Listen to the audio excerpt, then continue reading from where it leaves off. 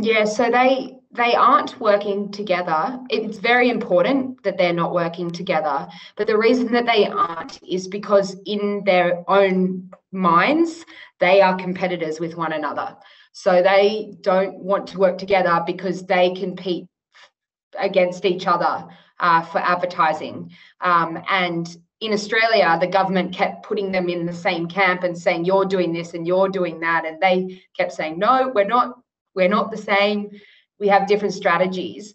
The reason Google did deals in the last week is because they not only were they able to come up with the money that the media companies wanted, but they were willing to remove little bits in the contract that basically said, if your laws, if your code becomes law, we will terminate this agreement. They previously had those in there, and they changed their mind because the government made some changes to the proposed laws that were suitable enough for them. In Facebook's case, the amendments that have been made to the law aren't enough. And so even though they are offering money that is a good amount for media companies, it's not that they still have the requirement that they can terminate the deal in their contracts. So nobody wants to sign with them because it means that if it becomes law tomorrow in Australia, and it could, it means that Facebook can terminate the deals and the deals are over. So there's no genuine commitment to Australia. I think the main reason for the change in strategy, particularly with Google, is to do with what the government negotiated. So what you probably read was that Sundar Pichai and Mark Zuckerberg were talking to our politicians to try and come up with solutions. From what I can tell, the conversation that Sundar Pichai had as head of Google with our treasurer was much more productive than the conversation Mark Zuckerberg had with him. So that's why you've got this big distinction. If they do a deal, they can terminate it at the moment, the next day. So the way the law works is say I'm Google, say I'm the Sydney Morning Herald and you're Google. I say to you, I want you to pay me for content. You are then legally obliged to come and talk to me. We can talk about the money. And if in 3 months you're saying you want to pay me $1 and I want $100, we go to arbitration. And an independent person decides if you're going to pay me $1 or $100. They work it out for you. That's one of the problems that Google and Facebook have with the code. But under the contracts they're proposing, they're not even getting that far. They are just saying, if anything comes into law, we don't want to cooperate. So these contracts don't exist. We will just keep content off Facebook forever in Australia, and then we don't have to abide by the law. In Australia, we have the House of Representatives and the Senate, so the lower house and upper house.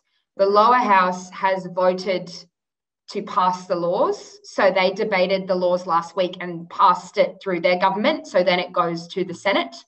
The Senate, so it's Monday in Australia right now, and at the moment, the Senate is debating that law.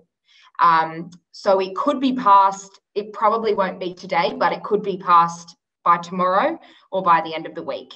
And once it gets through the Senate, if there are no amendments to it, so if the government doesn't change any of the laws to help Facebook, then it becomes law almost immediately after that. It will be very hard, and particularly as you spoke about, you read for the small publications, because the small publications are very dependent on Facebook for readers, because they are usually free, so they don't need a subscription to be read, and their audience is younger, so they're on social media. So the absence of Facebook for them is problematic, and some of them believe that they will go broke. So they will run out of money because that's how dependent they are.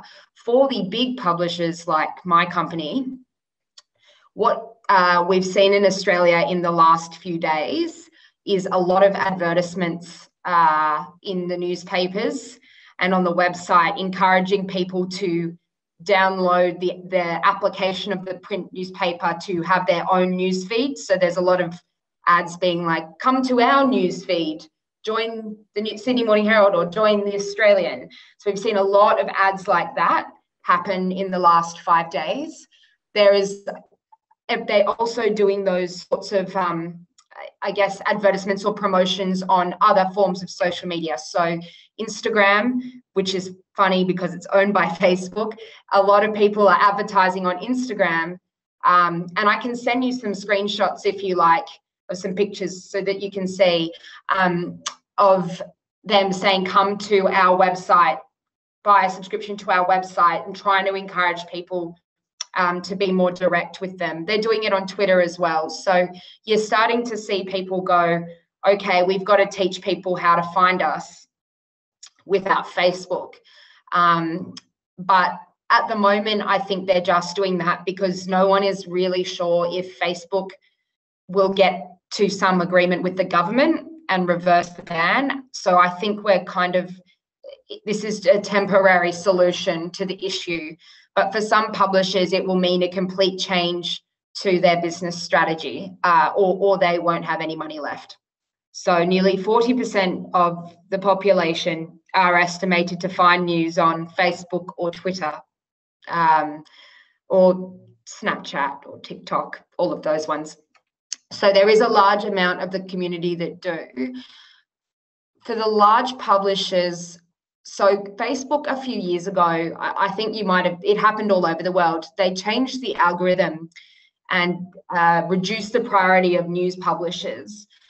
For a lot of Australian publishers, when that happened, they changed their strategy so that they could be less reliant on Facebook for audience, because they were concerned that Facebook might do something like that again, which they did far worse than what they did last time. But so for some publishers, I would say maybe, I'm guessing, these aren't exact figures, but maybe 20% referral traffic, 30%.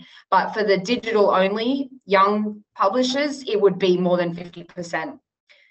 And we have a lot of those here. We have a lot of independent publications in Australia. They're a lot smaller than the big. In Australia, we have 2 big public groups, News Corp, so Rupert Murdoch, he owns a lot in the US, and then 9 Entertainment, which is who I'm part of, and they own the Sydney Morning Herald, the Australian Financial Review. So you have 2 big ones, then a bunch of little ones. The little ones are the ones that are much more dependent on Facebook for traffic. Yes, there's still a problem with payment for news online, a big problem.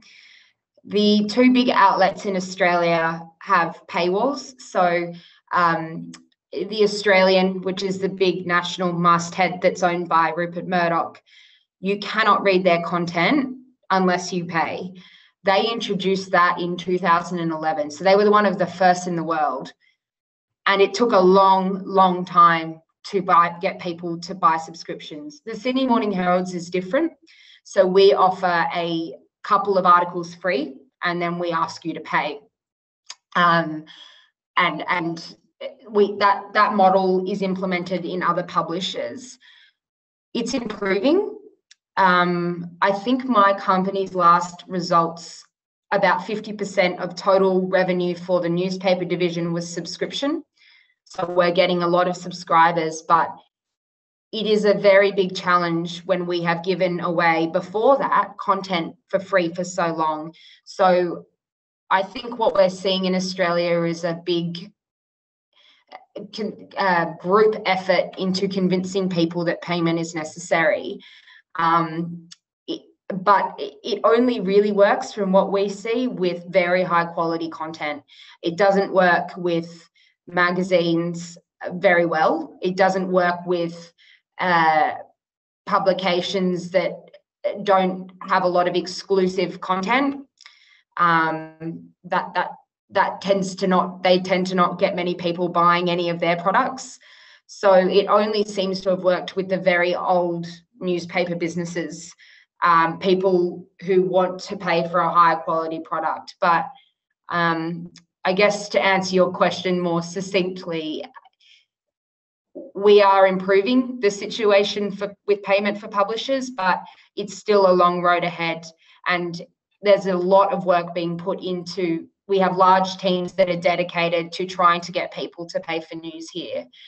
So we're not slow compared to the rest of the world, but we're certainly not where we'd probably like to be. We have found, you know, Netflix exists now, Spotify exists. What has happened is that we've been able to show that the world will pay, people will pay for things if they're good quality. And the newspapers were able to kind of jump on that trend as it was going up and saying, you don't have to pay for every bit of news, but if you want investigations, if you want detailed coverage of a particular issue, like the Facebook thing, then pay for our content and you can have access to all of that. And they also do things here like, I have subscriptions to a lot of newspapers for my job, but the Australian, for instance, will run a weekly competition for subscribers so they can win things. There's sometimes deals are done. So the Australian is owned by Rupert Murdoch, who also owns the Wall Street Journal. So if you have an Australian subscription, you also can get a complimentary Wall Street Journal subscription. So they do things like that to entice people. So what you're getting with your subscription for the Herald is not just the paper, it's all these experiences that you can choose to be a part of as well, or competitions that they have going. You can win a case of wine, you know, so that's the other way that they've gotten people to start buying, so that they feel like they're getting good value for money. But the subscriptions aren't very expensive. I pay like anywhere between $20 to $40 a month per publication. So in Australia, that's like a coffee a day kind of price. What Facebook are doing, particularly Facebook in this instance, is they're sending a message to the whole world. That's exactly what they're doing. Australia is, as far as I'm aware, the leader in trying to regulate Facebook and Google. Other countries have tried and unsuccessfully gotten the amounts that the media companies want from it. The reason they've pulled is to avoid precedent. They don't want a law like this to be introduced anywhere in the world. And I think that if they do, they've shown that they are more than capable. And it was pretty worrying the day we woke up to no news at all, that if you do that in a country where there's already problems with access to news, from what I can tell in Mexico, a lot of it is free, that's a main distribution outlet. And that's really dangerous. And that can affect, there's already conversations here about whether or not it affects democracy, whether it allows, the biggest concern that we've had here has been around misinformation to do with the pandemic. So we started our vaccine rollout today, and conspiracy theories spreading on these platforms with no news to balance the conspiracy. That's what people are really worried about. And we're a fairly well-informed society. For countries that are not as privileged as us, that can be really dangerous if there's no news, and if at a time where the pandemic is, you know, very rampant. We haven't had cases in Sydney for 30 days, and we're worried about that. So imagine a place like Mexico where the infection rate and death toll is far higher. It's very dangerous if it is implemented in countries that don't have good access to news anyway. That's what I would say. Whether or not they do that will come down to whether other governments try to regulate in the way that they have. But Google and Facebook both have exercised a lot of power here to show you just how much they don't like to be told what to do. It's a good question. And I don't think I have the answer. I think that what we've seen is that every government has tried the best way they can, in whatever form they can, to get Google and Facebook to contribute to that country, whether that be through tax, whether that be through copyright laws. I think that's how they do it in France, whether they do that through this code in Australia. What they're trying to do is find a way where they can require some form of compensation to local companies because of the market power that they have. I think Australia thinks that they have the best way at the moment. It certainly looks like it's the only way that will get outcomes. And we're talking, in the case of Google, the combined figure, when you add together every single outlet that has done a deal with Google so far, you're talking hundreds of millions of dollars. So you're getting a decent sized commitment from them. There's a lot of criticism here by the technology experts about the way in which the law has come together. And it may not be the perfect way to regulate in the long term, but when they've had this many issues with tax, when they've had this many issues with any sort of payment at all that's, you know, going to have a good or positive impact on a company, this seems to be the best solution that they could find. But everyone will probably think their law is the best. I don't know what the perfect solution is. I think that if only we had seen this coming decades ago, we could have prevented this. The challenge that you have with companies, with entrepreneurship, is that it often occurs when there's a gap in the market and regulators have not caught up. And Google and Facebook both saw gaps in the market and a way to avoid regulators, because they're the first companies in the world they're the first companies to benefit from globalization. So before regulators were border by border, these are some of the only companies in the world that operate very differently, but at scale in lots of countries. So one solution in the US or Mexico or Australia doesn't work, because at the end of the day, they're so big and powerful and are in so many markets that it's hard to find one size fits all, like one solution to regulate them. But it's fascinating because, and I often think about, you know, no one thought that they would become as powerful as they have. And by the time they did, now every regulator in the world is going, oh, maybe we should find a way to fix this. And it is just so hard when they're this big. There have been discussions between major media networks in Australia and the government about developing a code of conduct which would help to regulate major tech platforms, and more specifically Google and Facebook. And the intent of this code was to correct a power imbalance in the market. That was the intent. And so the body in Australia, the ACCC, is basically the anti-competitive body. So they try and regulate behavior of companies. And so there are a few opinions about where this really came from. There's preceding this, there was certainly unsuccessful attempts from the Australian government to have Facebook and Google pay taxes in Australia. So that's in the background, lack of success there. And also, as is happening all around the world, a decline in advertising revenue for traditional publishing in favor of newer forms and newer formats. So in Australia, the last estimates that I saw, for every $1 of advertising, 90 cents was going to Facebook and Google. Reported that their content was really fueling Facebook and Google, and therefore it was through their content that Facebook and Google were able to make so much money from their advertising. But Facebook and Google were not paying for the cost of that content. So they weren't contributing to the cost of journalism, for example.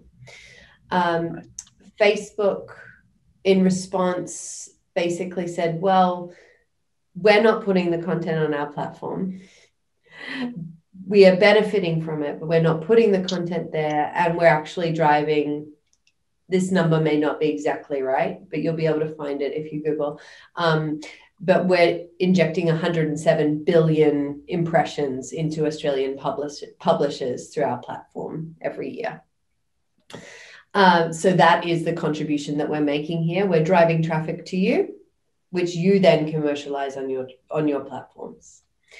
So that was the Facebook conversation. Google, of course, is a little bit different in that people do not put their content on Google. Google leverages content that is freely available on the internet to develop their search rankings.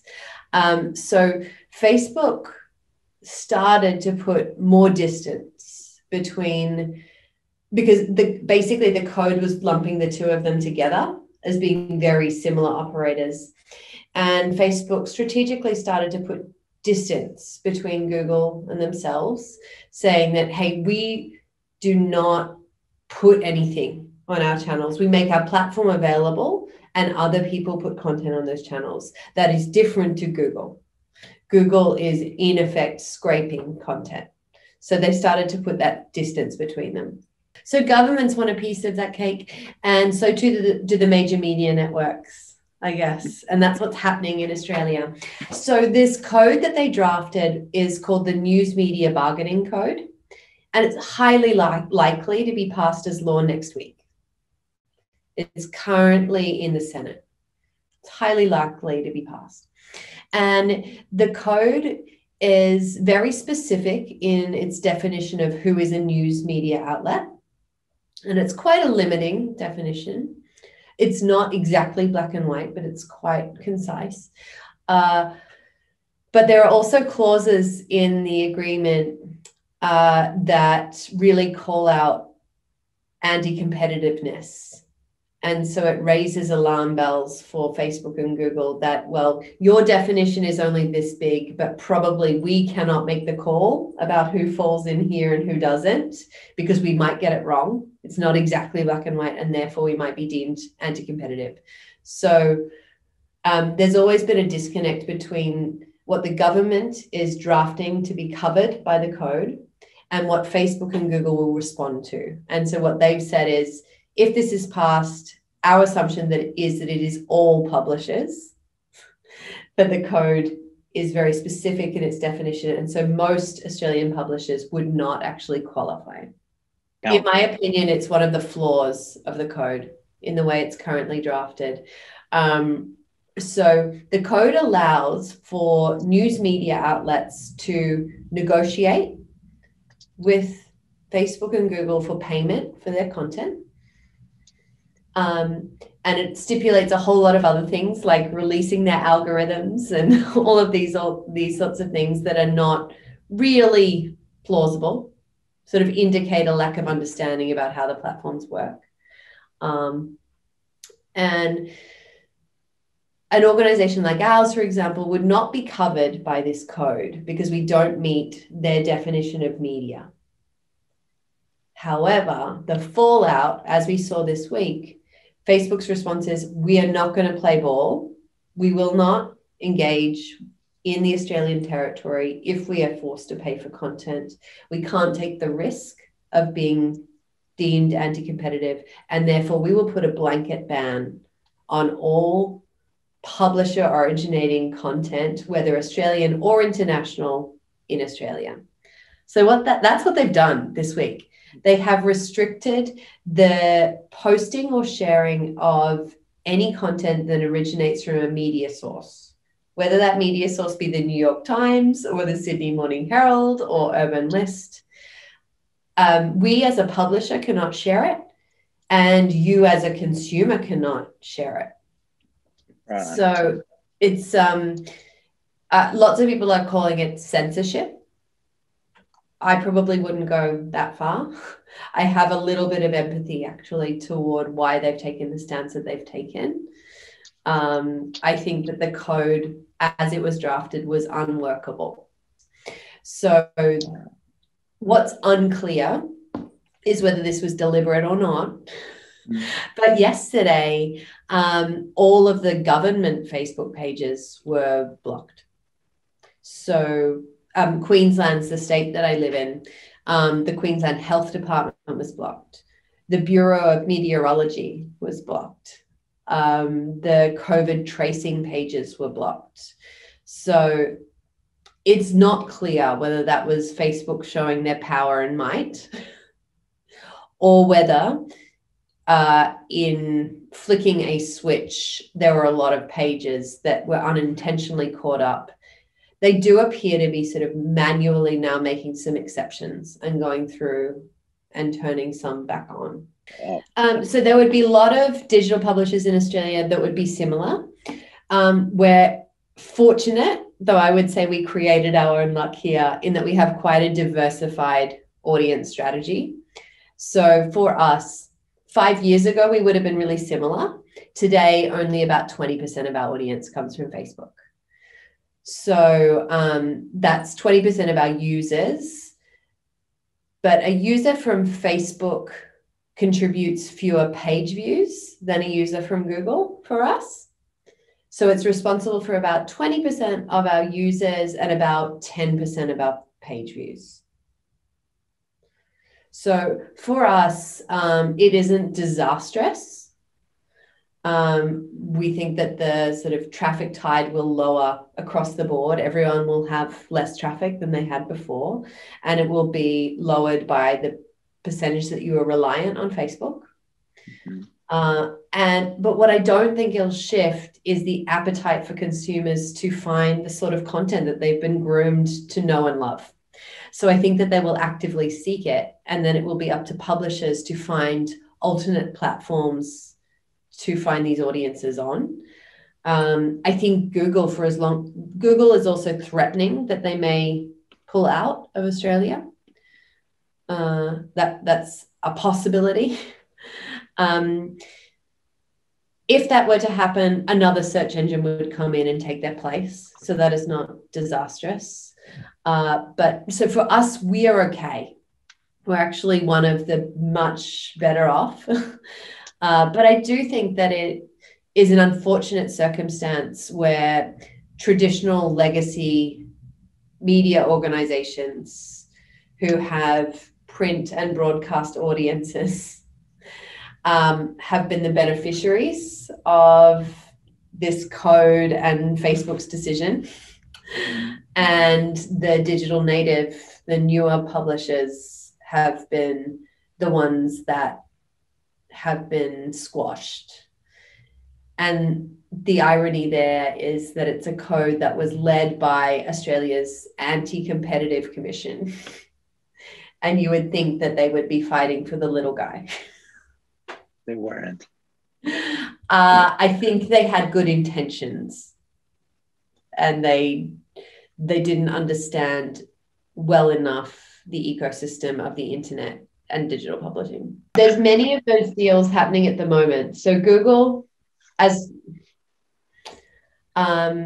difficult to know whether it was already in the works or it's linked to all of this, but they have made a commitment to Australian journalism through a product called Google News Showcase. And some of the deals as part of that have been the major networks. So I think, some of these networks are sort of netting $200 million, $60 million a year as part of these deals. So News Corp is one of those, 9, 7, our major news organizations. But also as part of that, they have done some deals with much, much, much smaller players. And I think that's really productive for independent journalism. I also think it's a great news story for Google to show their commitment to Australian journalism. So it's my really strong hope that that continues. And that they continue to be an ally in this space. But it is very much a wait and see at the moment. They have talked about that they really wanted to invest more in a certain I've forgotten the name of the product, but it was all about fueling journalism. But they feel that it's unworkable to make that investment coupled with the code. They believe it to be uncommercial and unviable. But I think it's absolutely plausible that Facebook may rescind their decision, relax their decision, make more exemptions as the months go on. I think it's totally plausible. At the moment, we are operating as though it's permanent. We are making plans to continue to move forward and connect with audiences on different platforms as though this is permanent. Oh, I think it's a really I think that governments around the world will be looking at this situation. And I imagine that it will damage the relationship between Facebook and governments around the world. I don't think that any world leader responds positively to what is being described by any government as bullying, and that's the word that's being used by our government to describe the behaviour.